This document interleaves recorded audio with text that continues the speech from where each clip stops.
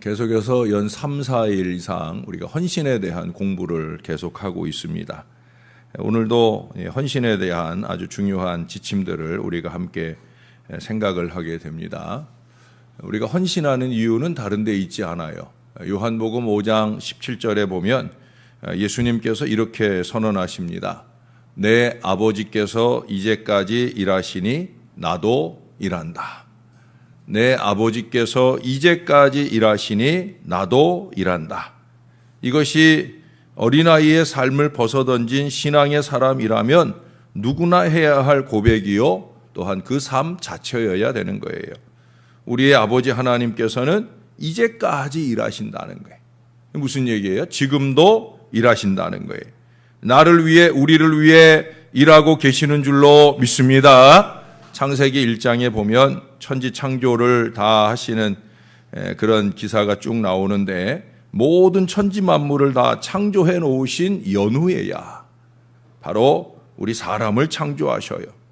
아주 완벽한 조건에서 살도록 배려하시는 하나님의 은혜를 봅니다. 우리 하나님은 지금도 이것을 위해 일하시는 거예요. 나를 위해, 우리를 위해 끊임없이 기막힌 조건들을 예비해 놓으시고, 우리가 그 자리에 이를 때 놀라기도 하고 감격하기도 하고 만족해하기도 하는 바로 그것을 보기 위해서 일하시는 거예요. 아버지의 마음을 가지고 그렇게 일하시는 거예요. 저 역시 교회를 목회할 때 저도 아버지의 이 마음으로 목회하기를 늘 원하고 있어요. 어제도 불과 열 몇 분 위로하러 가는 걸음이지만 저는 그저께 월요일 날 그곳을 답사를 갔어요. 주말에 비가 많이 왔으니까 혹여라도 어제 갈 때 가가지고 흙탕물 때문에 허탕치지 않을까, 그러면 미리 다른 곳으로 정해놔야 하기 때문에 월요일 날 똑같은 길을 제가 다녀왔어요. 가서 가장 그 계곡이 상당히 긴데 거기를 집집마다 다 이렇게 지나가 보면서 가장 좋은 최적의 장소, 그런 장소를 찾아서 미리 봐놓고, 그리고 물도 비가 그렇게 왔는데도 불구하고 흙탕물이 아니고 참 맑고 좋다 하는 그런 마음의 확정을 가지고, 또 비올 예보가 화요일에 있는데 내일만큼은 비가 좀 안 왔으면 하는 그런 간절한 바람과 기도를 가지고 월요일 날 답사 다녀왔어요. 다녀오고 이제 어제 모시고 갔어요. 가서 다들 좋아하시죠. 예비하는 일은 바로 그런 거예요. 하나님은 그렇게 부족한 종이 비할 수 없을 정도로 완벽한 예비를 이루시기 위해 늘 항상 여전히 일하고 계시는 줄로 믿습니다. 장성한 자식이라면 이 아버지 하나님께서 이처럼 분주하게 일하시는데 그 일을 조금이라도 덜어드릴 마음이 생기는 것은 너무나 당연한 일이에요. 그래서 예수님도 일하시는 거예요. 또 하나님과 예수님이 이렇게 애쓰시는데 그분들의 공동사역으로 값없이 구원받은 우리가 일일 일원의 온 몸과 삶으로 일일 일원을 살아내지 않는다라고 하면 그건 어딘가 문제가 있는 거죠. 정말 그리스도의 십자가, 그 고난의 십자가를 통해 내가 구원받았다 하는 것을 제대로 믿는 사람이라면 일일 일헌의 그 마음이 너무 당연하다는 거예요. 오늘 본문은 특별히 성전 사역 중에 찬양 사역 종사자들을 꼽고 있는 내용들입니다. 그래서 제가 전에 우리 찬양대 헌신 예배 때도 이 본문을 가지고 연초에 작년인가 재작년인가 연초에 한번 설교를 했던 적이 있습니다. 아마 다 잊어버리셨을 거예요. 제가 다른 교회 찬양대 헌신 예배 인도를 부탁받았을 때 제가 전에 한번 저쪽에 세영교회라고 하는 곳에서 한번 찬양대 헌신 예배를 제가 인도하러 갔을 때도 제가 그 설교로 함께 은혜를 받았던 적이 있어요. 그러나 사실 오늘 말씀은 찬양대만이 아니라 모든 헌신자들이 어떻게 우리 아버지 하나님과 일해야 할지를 잘 가르쳐주는 말씀이에요. 자, 제일 먼저 꼽는 것이 신령함을 갖추는 거예요. 뭐라고요? 신령함을 갖추는 거예요. 신령함을 갖춘다. 1절의 하반절에도 보면 신령한 노래를 하게 한다. 3절에도 보면 신령한 노래를 하며 6절에서는 2절, 3절에 계속 신령한 노래를 한다. 또 3절에서는 여두둔의 지휘 아래 수금을 잡아 신령한 노래를 한다. 2절에서는 입술의 노래를 얘기하는 거고요. 3절에서는 악기로 신령한 노래를 한다. 자기가 신령한 노래를 하기도 하고 자기가 신령해서 신령한 악기를 연주한다라는 거예요. 모두 다 뭐예요? 신령하게 한다는 거예요. 우리가 다른 일이라면 몰라도 교회 일은, 하나님의 일은 좀 신령함으로 해야 되는 거예요. 그 일이 어떤 일이든 신령함은 헌신자의 기본 구비 조건입니다. 제발 신령하게 하셔요. 예? 그러나 많은 사람들이 이 신령함이 없거나 상실하여 제대로 헌신되지 못해요. 인간적으로 일하고 세속적 계상 방식대로 교회 일을 하는 경우가 많아요.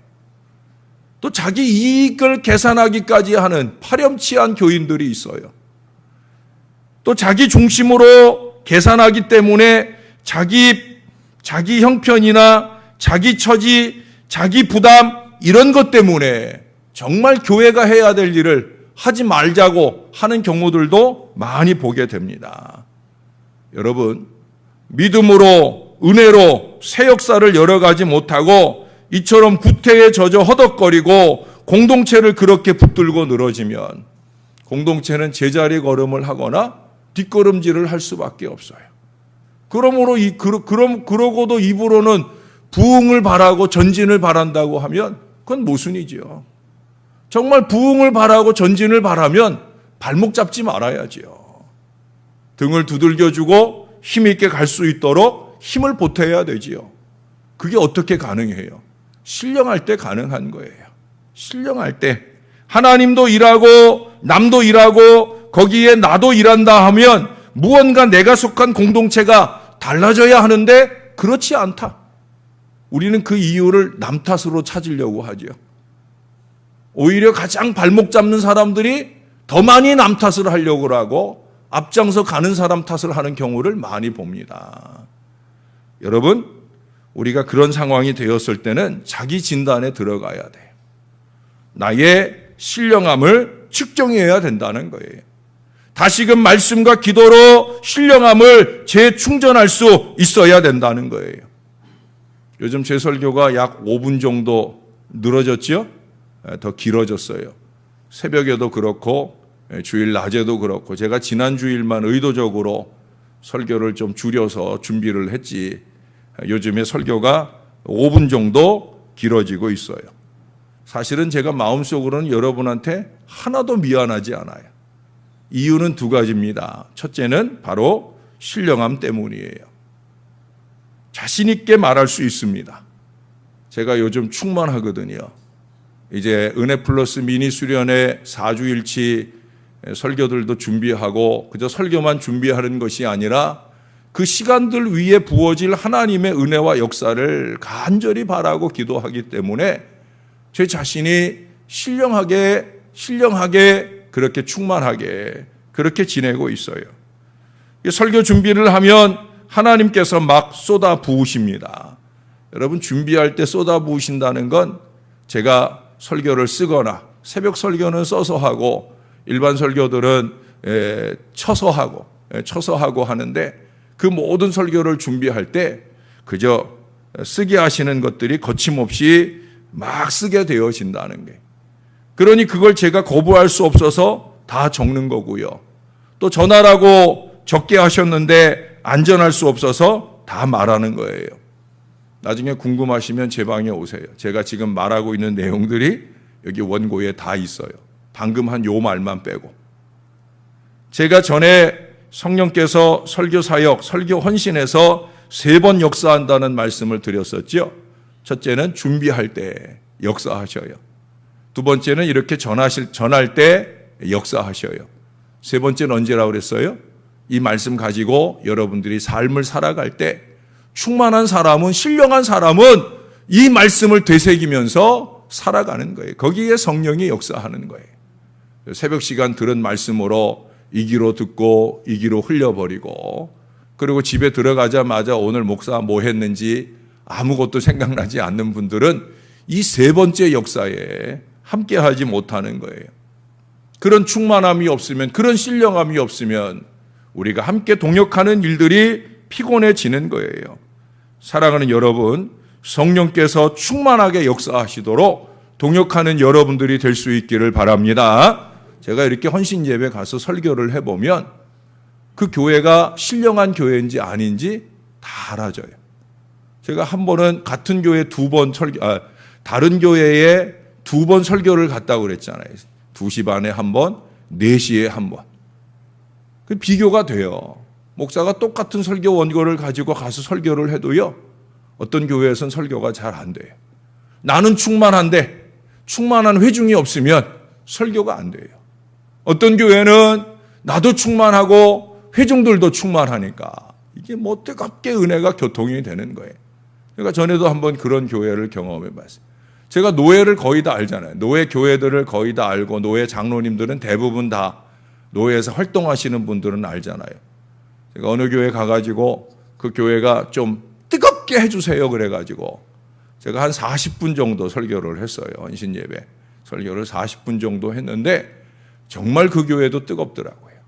아주 은혜도 많이 받고, 제가 노예에서 그 장로님 뵐 때는 맨날 꼬장꼬장하고 흠잡는 얘기나 잘하고 그런 장로님이셨는데, 그런 앞자리에 앉아가지고 얼마나 화색이 도는 얼굴로 웃으면서 은혜를 많이 받던지, 막 아멘도, 제가 알기로는 그 담임 목사님한테 들은 얘기로는 그 장로님은 설교가 못마땅하면 목사가 설교할 때 헛기침을 자꾸 한대요.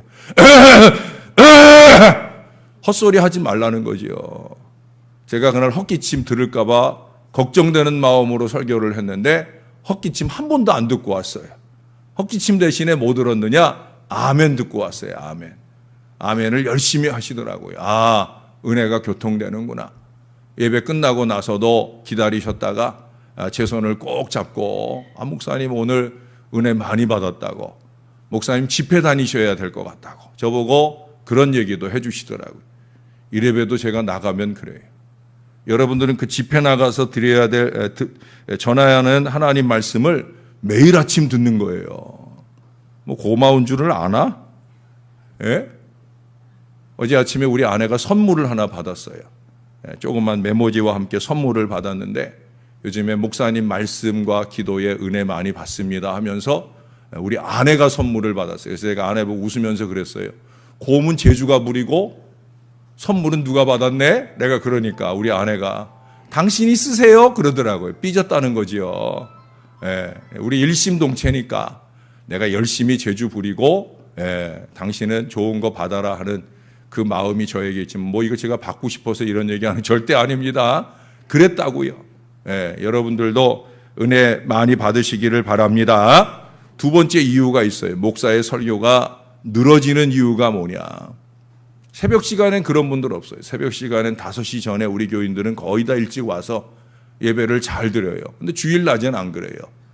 주일날엔 예배 시작하고 한참 뒤에 오는 사람들이 많아요. 젊은이들 가운데 목사가 설교를 시작하고 난 뒤에도 오는, 그러면 30분 넘은 시간이거든요. 그런 뒤에 늘 오는 사람들이 있어요. 목사가 다 알아요. 지금쯤이면 누가 들어오겠네. 그런 사람들이 다 있어요. 그 사람들 위해서라도 조금 더, 앞부분 못 들은 거라도 조금 더 부총하라 하는 그런 마음도 없지 않는가 하는 생각으로 덜 미안하게 생각을 한다는 거예요. 여러분 잊지 마십시오. 신령하게, 종과 함께 여러분도 다 신령하게 헌신할 수 있기를 바랍니다. 신령하게 헌신하면, 그러면 은혜가 넘치는 거예요. 설교도 신령하게 하겠습니다. 여러분들의 기도도 신령하게 하고 가시기를 바랍니다. 기타 모든 헌신을 신령한 심령 상태로 하셔야 돼요. 그러면 원망 불평 없어요. 여러분 주변에 원망 불평 있는 사람들은 그 사람한테 얘기해 주세요. 야, 좀 신령해져라. 너의 원망이나 불평은 상황이나 환경의 문제가 아니라 네가 신령함이 없어서 그래. 좀 신령한 마음으로 일해봐. 그러면 즐거워. 그러면 행복해. 은혜가 넘치고 공동체에 유익이 되고 또 다른 신령한 역사를 얼마든지 일으킬 수 있어. 여러분, 그렇게 말해줄 수 있는 신령한 분들이 다 되시기를 바랍니다. 내가 신령해야 신령해지라고 말할 수 있는 거죠. 예. 어제도 다녀오는 중에 여러분들이 아이고 목사님 피곤하시겠어요. 그래요. 제가 하나도 안 피곤해요. 그랬더니 또 자기네들이 알아서 답도 다 말하더라고요. 아, 그러시지. 기쁘게 일하시니까 안 피곤하지. 그거예요, 바로. 신령하게 하면 기쁘게 할 수 있고요. 기쁘게 하면 아무리 힘든 일을 해도 행복한 줄로 믿습니다.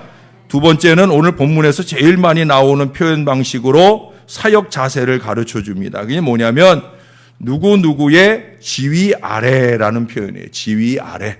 거기 2절에도 아삽의 지위 아래, 3절에도 아버지 여두둔의 지위 아래, 6절에는 두 번이나 이들이 다 그들의 아버지의 지위 아래, 또 뒷부분에 보면은 지휘관 아삽과 여두둔과 헤만은 왕의 지위 아래 있었으니, 옛날 개역 한글에는 누구누구의 수하에 속하여라는 말로 표현을 했던 적이 있습니다. 어떻든지 간에 아삽에 속한 자들은 노래로, 여두둔에 속한 자들은 악기로, 헤만에 속한 자들은 노래와 악기 모두로서 자신들의 달란트를 가지고 헌신을 하는 거예요. 그 모든 일들을 자기 멋대로 하는 게 아니라 지휘 아래 한다는 거예요. 6절에 마지막 읽어드렸던 것은 뭐예요? 그 지휘관 아삽, 여두둔, 헤만은 뭐예요? 왕의 지휘 아래 헌신했다라고 말하고 있어요. 여러분, 누구의 지휘 아래 잘 일할 수 있을 때 누군가를 자신의 지휘 아래 이끌 수 있다는 사실을 보여줍니다. 자기는 지휘 아래 일할 줄 모르면서 남 위에는 군림하려고 드는 참으로 어리석은 사람들이 되어서는 안 되는 거예요. 순종할 줄 아는 사람이 순종을 받을 수 있는 거예요. 몇 명을 거느리고 답답한 마음이 몇십 명, 몇백 명 거느리고 답답한 마음, 더 답답한 마음을 헤아려 주지 못하는 것만큼 어리석음이 어디 있어요. 자기는 몇 사람도 말 안 들으면 답답해하면서, 여러분 집에서 자식들 말 안 들으면 답답하잖아요. 목사가 수백 명 거느리고 목회를 해나가는 일이 얼마나 더 답답하겠어요. 이 사람 맞추자 그러면 저 사람이 문제고, 어제도 저녁 메뉴를 정하는데 이 사람은 이거 먹자고 그러고 저 사람은 저거 먹자고 그러고, 목사는 마음 같아서는 목사 반 딱 짜게 가지고 반은 이 사람들 따라가고 반은 이 사람들 따라가고 싶지만 그러기 어렵잖아요. 어쩔 수 없이 다수가 원하는 쪽으로 이제 가게 되니까 밥 먹는 내내 마음은 불편하죠. 미안하고 불편하죠. 그게 목사의 마음이에요. 어쩌면 여러분 부모님들이나 교회에 헌신하는 또 다른 지휘관들도 아마 같은 답답함이 있을 거예요. 여러분 5절에 보시면 헤만을 가리켜서 하나님의 말씀을 가진 왕의 선견자라고 하는 표현을 쓰고 있어요. 그건 무슨 얘기예요? 말씀으로 왕을 권면하는 그런 위치에 있다는 거예요. 왕을 좌지우지할 수도 있는 거예요. 교만하게 될 수도 있는 그 자리에서도 그는 왕의 지휘 아래 있음을 잊지 않아요. 함부로 왕의 선을 넘어가려고 하지 않아요. 너나 잘해 라는 소리 들을 그 자리에 있는 자신인 걸 알고 함부로 나서지 않아요. 하나님의 지휘 아래 있음을 잊지 않고 겸손하게 행하는 이 헤만의 모습을 읽어볼 수 있는 대목이에요. 이스라엘은 선택된 백성이라도 교만 때문에 멸망당했던 것을 우리가 잘 압니다. 교만에는 용서가 없어요. 스스로 낮추지 않으면 하나님께서 낮추시는데 그때는 아파요. 많이 아파요. 여러분, 하나님이 꺾어 낮추시기 전에 스스로를 낮춰야 돼요. 지휘 아래 스스로 낮추고 그 마음을 낮추고 행할 때, 그럴 때 스스로 낮추는 자를 하나님께서 지도자가 높여주게 되어 있는 거예요. 저와 여러분이 늘 그렇게 하나님의 지휘 아래서 겸손히 험신하는 믿음의 일꾼이 되시기를 바랍니다. 한 가지만 더 간단하게 말씀드릴게요. 7절에 보면 한 가지 더 얘기하죠. 이게 뭐예요? 곧 여호와 찬송하기를 배워 익숙한 자의 수요가 배워 익숙함, 배우고 익숙한 거예요.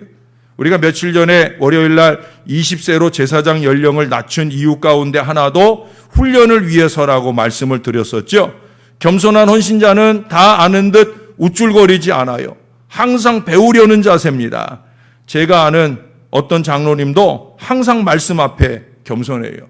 예배 때마다 부족한 종의 설교를 열심히 적었던 기억이 나요. 그분이 왜 그랬을까? 부족한 종에게서라도 한마디라도 배우고 익히자고. 전에 어떤 분이 그런 말씀을 하시더라고요. 제가 목사님을 조금 더 일찍 만났으면 제가 좀 더 건강하고 성숙한 신앙인이 되었을 건데 지금도 훌륭하신데 그럼에도 불구하고 그런 고백을 저에게 주셔서 제가 몸둘 바를 몰랐던 적이 있어요. 그게 뭐 제가 잘 가르쳐서 그런 얘기가 아니에요. 열심히 듣는 사람이 있으면 열심히 전하는 사람이 열심히 준비하게 되어 있는 거예요. 잘 듣는 사람들이 있는데 함부로 전하겠어요? 열심히 준비하고 잘 전하여서 그 모든 것들이 하나님의 은혜 가운데 결실할 때 그것이 오합지졸이 아니라 십자가 정병을 만드는 위대한 역사가 펼쳐지게 될 줄로 믿습니다. 저는 목회에 있어서 늘 그런 마음이에요. 오합지졸 말고 십자가 정병. 이제 내년도 우리 교회 표어가 그리스도 예수의 좋은 병사 되는 걸 목표로 하는 표어를 갖게 됐는데 바로 그거예요. 좋은 병사, 십자가 정병. 이것이 목표예요. 십자가 정병이 저절로 되겠습니까? 특전사가 저절로 됩니까? 특별한 정병들은 특별한 훈련을 받는 거예요. 저나 여러분이 하나님 앞에 그렇게 하나님의 말씀으로 기도로 잘 배우고 익혀서 하나님이 쓰시고자 하실 때 값지게 쓰임받는 건강한 십자가 정병들로 새롭게 거듭날 수 있게 되기를 예수님 이름으로 간절히 축원합니다. 기도하겠습니다. 하나님 아버지, 지난 며칠간에 걸쳐서 계속 헌신에 대한 하나님의 말씀을 듣습니다. 내일도 아마 우리는 그렇게 또 다른 헌신자의 면을 보게 될 것입니다.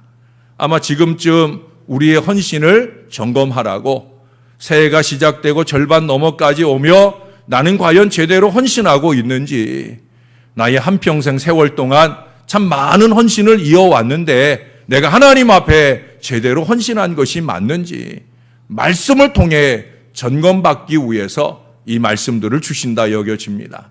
오 아버지 하나님, 부족한 종이나 모든 주의 자녀들이 헌신을 점검하게 하여 주옵소서. 하나님 원하고 바라는 헌신을 하게 하여 주옵소서. 내가 하고 싶은 내 맘대로의 신용과 흉내만 내는 자랑으로 여기고자 하는 그런 헐값의 헌신이 아니라, 스스로를 오합지졸 만드는 어리석은 헌신이 아니라 한 가지를 하도 제대로 하되 즐겁고 기쁘게 신령하게 할 수 있는 그 믿음의 헌신을 위해 노력할 수 있는 저와 이 모든 자녀들이 되게 하여 주옵소서. 그래서 우리 모두가 오합지졸이 아니라 십자가 정병으로 거듭나는 역사가 이루어지게 하여 주옵소서. 목사도 앞으로 남은 목회의 여정 동안 더 목사가 되어져 가려 합니다. 그렇게 늘 주님 앞에 몸부림칩니다. 이 사랑하는 주의 자녀들도 다 이루었다 하는 어리석은 착각으로 살지 말게 하시고 십자가를 바라보며 영원한 천국 바라보며 오늘 내게 주어진 자리에서 최선의 헌신을 이어가는 믿음의 백성들이 되게 하여 주옵소서. 뒤처지지도 말게 하시고 앞서가지도 말게 하시고 하나님과 함께 보조를 맞춰 주의 뜻을 잘 이루어가는 하나님 사람들 되게 하여 주옵소서. 새벽마다 여러 가지 기도의 제목들을 가지고 주 앞에 옵니다. 집안에 아픈 강아지 한 마리로 인하여서도 마음 아픔을 주 앞에 토할 수밖에 없는 저희들입니다. 주님께서 들어주시옵소서. 응답하여 주옵소서. 풍성한 은혜와 신령한 역사가 경험되는 날마다의 새벽이 될 수 있도록 주여 우리에게 주의 능력을 부어 주시옵소서. 그렇게 이 여름이 준비되어지고 있사오니 이번 주일부터 시작되는 은혜 플러스 미니 수련회를 비롯한 나머지 청소년부 청년부 수련회까지 주여 신령한 은혜로 넘쳐나게 하여 주옵소서. 충만한 은혜로 채워 주시옵소서. 감사합니다. 예수님 이름으로 기도합니다. 아멘.